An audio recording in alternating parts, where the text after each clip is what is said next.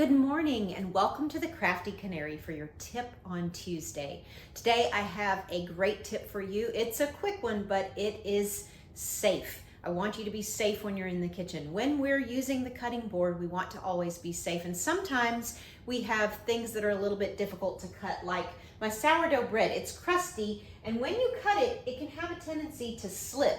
And yes, I'm making the cutting board slide around, but if I'm cutting very often, it will slide and I could potentially cut my hand and have a pretty severe injury. So what we want to do is always be safe and use a cutting board with these silicone edges. But you might say, what if all of these are dirty and all I have clean are cutting boards like this? Or I don't even have one of these. I only have these type that might slip around.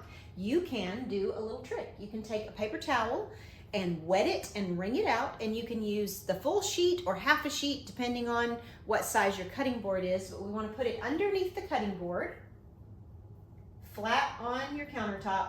Put your cutting board right on top of there and it holds it down. So you see I can cut my bread without it slipping.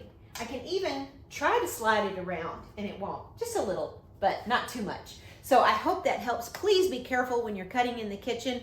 Thanks for watching. Please subscribe to my channel, like this video, and come back next time for another great tip on Tuesday. Thanks for watching. See you next time.